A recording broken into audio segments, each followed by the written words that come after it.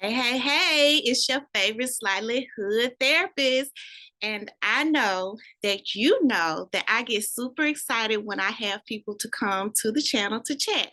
And I'm extra excited today because I got them to come in person. So I'm going to get out y'all way so you can actually see the guys and we're going to get this chat rolling. Hey, y'all. Hey. What's going on? Tremaine and B Harden, right? Yeah. Okay, so I am so extra privileged to be talking to two of the, how many of y'all is it? 17? Two of the six Black men from Memphis Made. Okay, so tell me a little bit about what Memphis Made is, how it got started, what your purpose is, what is this all about? So Memphis Made pretty much came from an idea from Charlie Crenshaw. I be telling people when you come in the therapy room, turn your phone off. Hey, he an important man though, so we gonna. Yeah, we on salad. Okay. So Charlie Crenshaw. So Charlie Crenshaw pretty much formatted some questions, and I guess he reached out to people that's in his proximity. So it ended up being 6 gentlemen, which are Brandon, myself, Charlie, Jerry, David Richmond, and Randy. So he formulated the questions and we pretty much answered them based off of our experiences. So, the subjects are pretty much like marriage, finance, pretty much what your rough past was like, different things like that. So formatted the book, it came out, it was a hit, it's still a hit.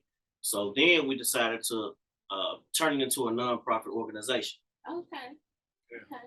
So when you say he formatted the questions, let's back up a little bit. How did the 6 of you connect? So pretty much, again, that's all Charlie's doing. He was like the Professor X, bringing the X-Men together. Did y'all know each other? Yeah, we know each other. All of us went to Melrose High School. Class of 2003. I'm acting like I don't know that. Melrose in this thing. Yeah, Melrose represent Orange Bound. So we all went to Melrose. Okay. And you said 2003? 5 of us graduated 2003.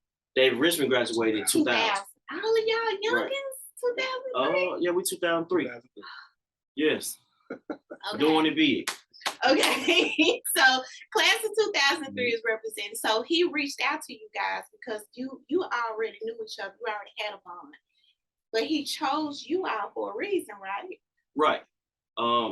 Again, I think people that at that point in time was in his proximity and people that he was gelling with and vibing with, to be able to create this masterpiece. So, yeah. Okay. You awfully quiet.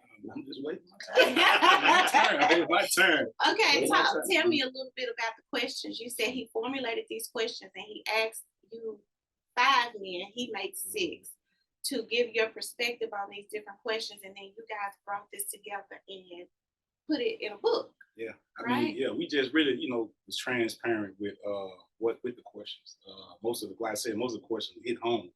So, I mean, we think us 6 men just came together and made sure we was transparent for the readers to make sure, we doing our part to just, be there for them, I would say, and open up and let them know, hey, it's people out here that can work together from different backgrounds, hey, we did it. Yeah. Well, actually, we got the book. You want to read a question out of it and answer like somebody and just like kind of a short one? So you can kind of give them a question, the audience, and then read the response to it. I think that'll be dope.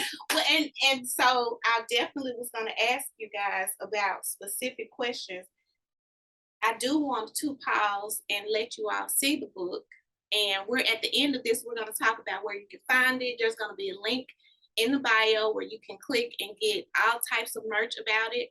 But let me ask this. So when you guys started doing this, before I jump in, because I've read the book. If you haven't read it, you need to read it. And my children have read the book. The questions that he asked you guys, if you can think back, which one was the most difficult for each of you to answer? The question he asked, what's a point in your life that brought you to your lowest? That was one of my hardest because I seen my uncle get murdered. Oh, I think that was one of because every time I go back, it continued to be healing. As much as I talk about it. So I think that was one of the toughest questions. That question. how old were you? This happened in 2009. So say in my late 20s. Yeah, it happened 2009. So we're talking about somebody who was a very young man, still getting ready to become a man, and you not only witnessed a murder, which is traumatic in and of itself, but you witnessed somebody that you love be killed. And now I'm gonna put you on blast. Yeah. Did you talk to somebody after that happened? I Did you did. get there? I did. Not at all. It's my disapproval. Yeah. But it's okay. Yeah. We won't beat you up too bad. How are you? Bringing it up right now. Kind of still, give me sweats. But I think I'm heading in the right direction here now. So I think this purpose, just to be able to be and talk about it to the audience. Say it out loud. To say it out loud instead of thinking about it and playing over and over. So I think that's a big healing step. Thank you for sharing it. Tremaine, what about you? I think the same question. My thing, I always say this was the time I became a man.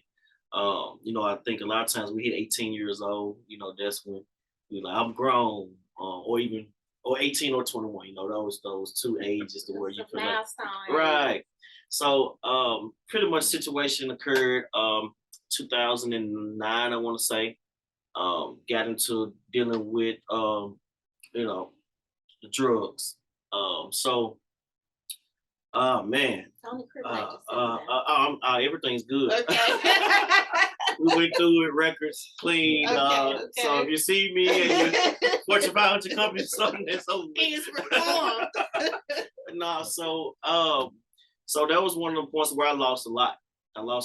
And I remember my mama even telling me, she said, I'm proud of you because you really did just came through it pretty much on your own.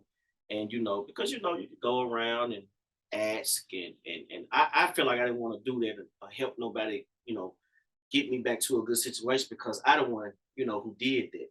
So, I went through it, but with power of God and just work and just going through the process and I got myself back together. So it was a rough 2 years because I had a whole process of going back and forth to court, got put on probation, all that stuff. So it was rough not being able to be hired because felony pending. It was tough, but man, we strong. So we made it through. So I want to pause and touch on something here. I was talking with someone recently, trying to get them to have a better understanding of when we say we're strong and the type of things that we go through, why we feel like we're strong.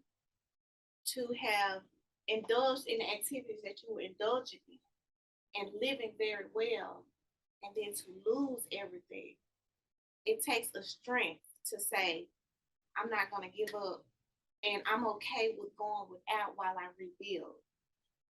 I think that with suicide being so high right now, especially among celebrities and people that some of us look up to and are like, how you gonna do something like that when you got everything?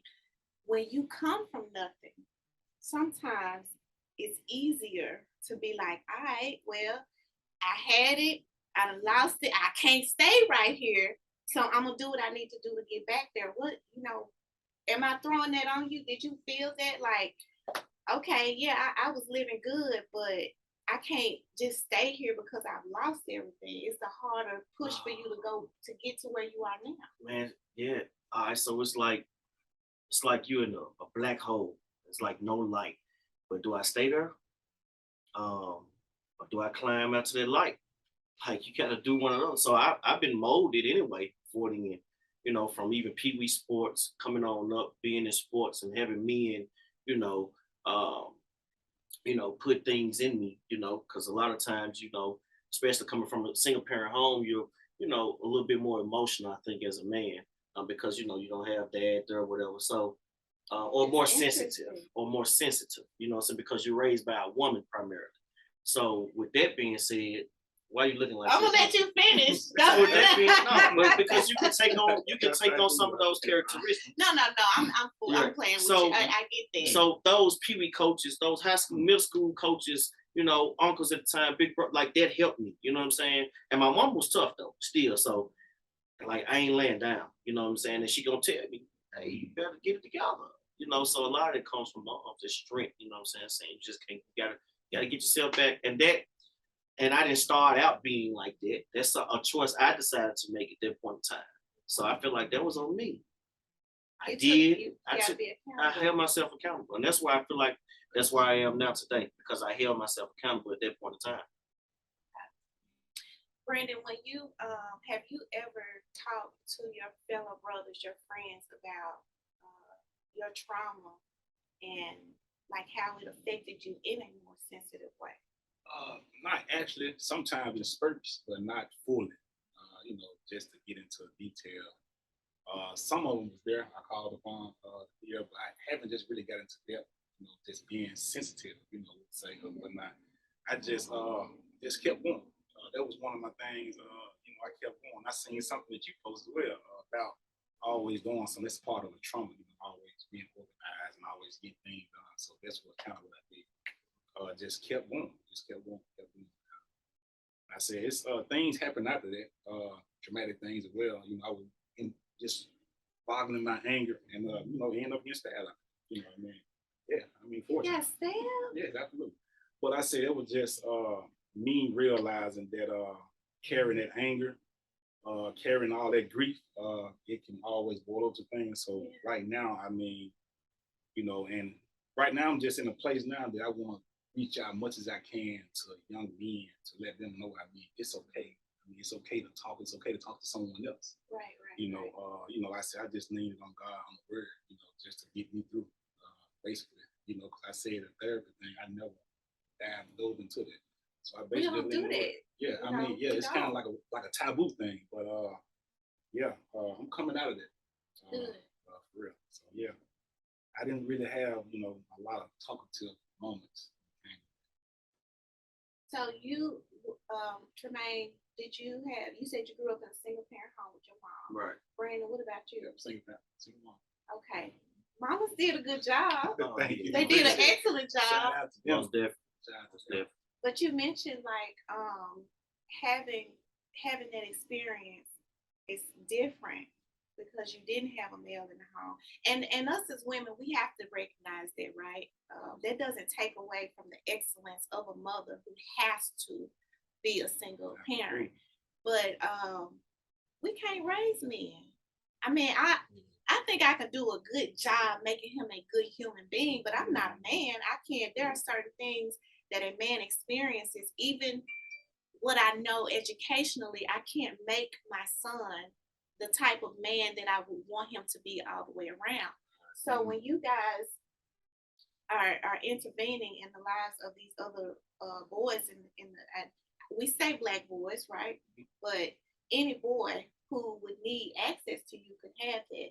But when you guys intervene in our community, which unfortunately is where we tend to see a lot of the black men absent, how are you taking the negative things from your past and the things that you didn't get and showing them that we gotta stop glorifying it?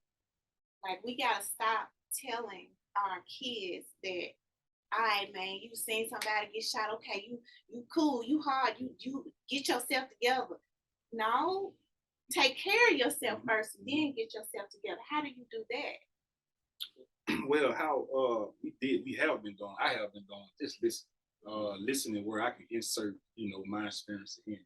I don't take it, I don't give my experience away just like that. I like to listen and see who I'm dealing with, because I say it's a certain caliber of young men that you can, reach at that point. What I have been through, and some you have to take it easy. Sometimes you got to meet them where they're at.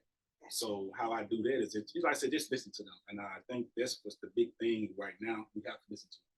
We have to take them for wherever they at. We have to take ownership on this where they at, and we have to be the strength of them to make sure we doing our part to from our experience, from what we've been through, and to, like I said, to kind of integrate with, to like feel where they come from, to understand where they come from. Then we make them, go to where we came from to like help them out there where they at. So, What about you? Like your activities in 2009, a lot of our boys want to do that because they see the money, they see the girls that come with it, they see, the glorified pieces of it. Right. Not, and this is my own little personal thing.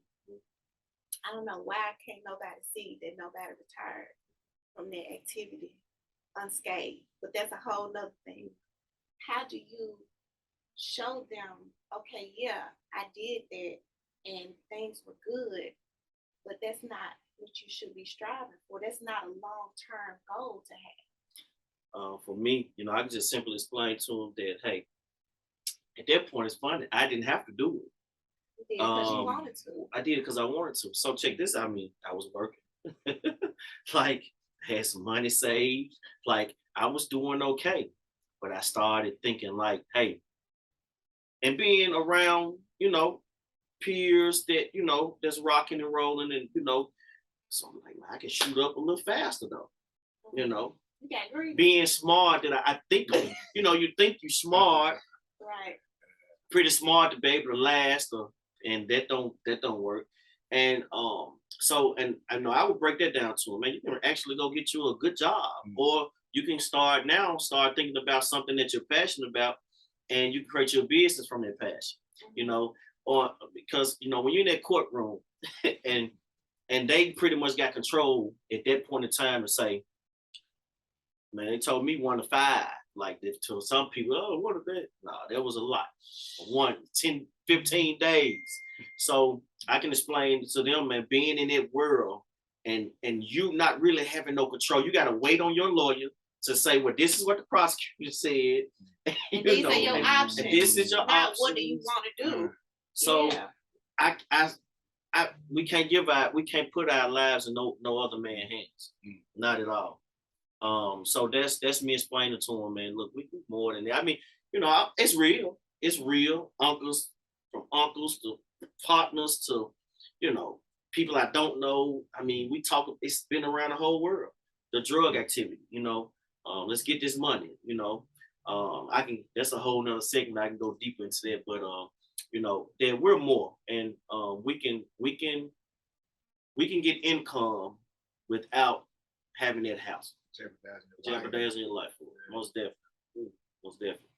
What do you guys do to take care of yourselves? And I'll tell you why I asked that. I gave an analogy that, and this was me again pushing therapy, right? That we good for saying, but we ain't got time for that. We got to get ourselves together. Something happened. You ain't got time to break down and cry. You got to get up and get some moving, right?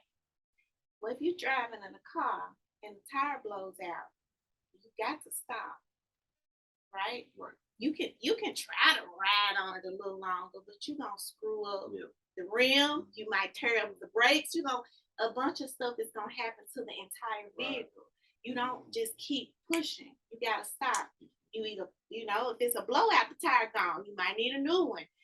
As a woman, I might not be able, or I might not want to, because I'm in my dainty phase. I can change one, but I ain't gonna do it. I can call. I know who to call. Why aren't we pushing that for mental and emotional health, knowing that our brain is the most powerful organ that we have? Because if that stops working, it's not gonna make your legs move. It's not gonna make your arms move. What are you doing to take care of yourselves, and how do you push that to other people? Wow. Don't y'all sit up here and act like you struggling. No. I mean, what I do to take care of myself, like I said again, I deposit to my family. I take time for myself. I actually start taking time for myself. Spend time with my elder grandma, my dad more. The people that as a distance, but I try to get closer to. Especially my dad. For one, me and him been building a relationship, an awesome relationship on things that I didn't understand. So I think me just going back taking a break and just seeing what I didn't know then and try to, get an understanding now so I can move forward to being a better person. Because I said I couldn't understand some of the things when I was younger. So now I'm understanding as a man right now that I need more understanding. So I got to go back and get the answers. So that's how I'm dealing with taking care of myself right now. Just going, revisiting things that I never revisited. Just taking my time with just dissecting my emotions. So yeah, that's how I'm taking care of myself just today. Yeah. Don't steal his answers Well, tonight. well, first let me say this. I think it's for men, black, white, whoever. I think just for men, period. We've been told that we can't stop. That we have to be robotic in a way, and we're trying to get to that mountaintop. We're trying to get more money, which for whatever reason, we're trying to get more accolades. We're trying to, it's like go, go, go, go, go. But you can crash. You can crash by constantly going, going, going, going. So with me, I just learned to my escape is the movies. Okay. I like going to the movies. I know, we have streaming services and stuff now, to where you can watch it in your home, but I'm still big on going into that movie theater, and it's just relaxing. Massages. I started getting those at least once a month. A while, but I haven't gotten there. I gotta go back, but that's important. Man, we need to get massages, manicures, go and relax. Ain't nothing wrong with that. Ain't nothing wrong with that. You know what I mean? Like, we have to take care of ourselves as well, because if we're not here, as much as we want that money, we grinding, what they say, health as well. So we have to make sure our mental is straight and our physical. We start back in that gym, working out, making sure if something hit our doorstep, that we can take care of our family. You know what I mean? So that means we need to make sure we got some wind, we got a little muscle, something happens, somebody come that don't supposed to be there, we can handle that situation, handle that problem. So yeah. Okay. So do you all have children? I do. I have 18-year-old, 13, 5. Son, 2 sons, 18, son, Brandon Jr. You started Brady. over. Yes. 18, 13, and 5. Jermaine, you got kids? 0. I don't have it. Yeah. Lucky her. Yeah. So you have children, and you came from a space where you understand what it's like to not have your father. How did that impact you being a father, and how does it currently impact you being a father? Well, early on, I was putting some of my trauma on my son. My first, in 19, I was basically trying to I was trying to outdo what I thought was a father.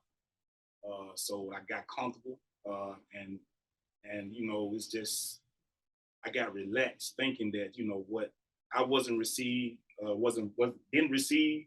I hit a ceiling where I was doing for him, providing things that's just gifts, things that, but not the time. So as of now, like I said, I'm revisiting things that I didn't understand. So now I'm learning to be less vocal and listen. It's like I said, now I got really parent them kind of different because they're in different spaces. Yeah. They 18, 13, 5. So. And they're 3 different people. Absolutely. We forget that. Yes, and what I learned recently is just not trying to be a bully parent, thinking I know it all. I'm learning more to learn from them how to parent them versus me just being a parent and just parent.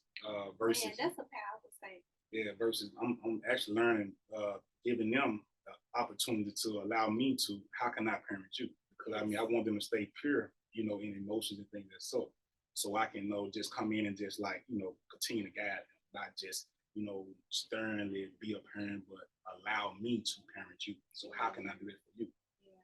So I say all the time, my kids have taught me so much. That little girl, Lord Jesus. I think she definitely teach me how to parent. Just how do I help you? Help me help you. Yeah, and that my 5-year-old do it for me now. She teaching me how to love a woman purely from Go on, You know, little not woman. just to be a man and thinking that I know what a woman needs, but she's showing gently. Yeah. So genuine too as well. Tremaine, Yeah. I know you don't have any babies, Yeah. but you mentor Right. young men. How does having that absence affect or contribute to the way you mentor young men? It's about my father, like, The absence Father. of your father. again,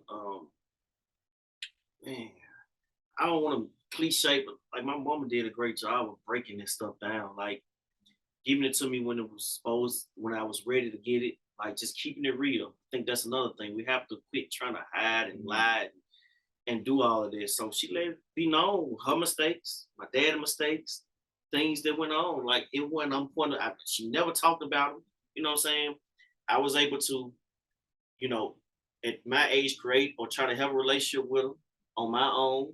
And by my mama not putting all this stuff in my head, that helped me to do so. So I knew him, but he wasn't actively, I don't know, it wasn't every day living in the home, he wasn't around. But I appreciate I appreciate what I got.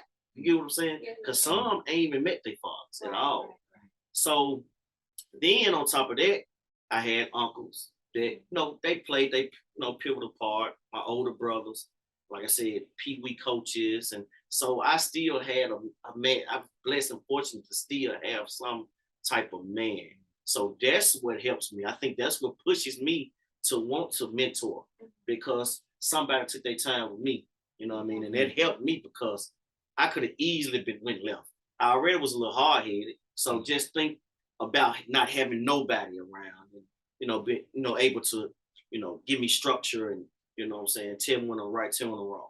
Then back then as well, I commend like friends that I saw. I didn't see many, but I saw husband and wife households, and they were even able to like my mama, hey, you do something wrong, tell them about yourself. See, we had a village. I still come up from time, we still had a little village, so that even helped me. So as I see these youngsters going through what they're going through in pain, turmoil, and all that, you know, I can just be a voice of reason, give them hope, let them know, hey, it's okay. You know what I'm saying? I promise you it's okay.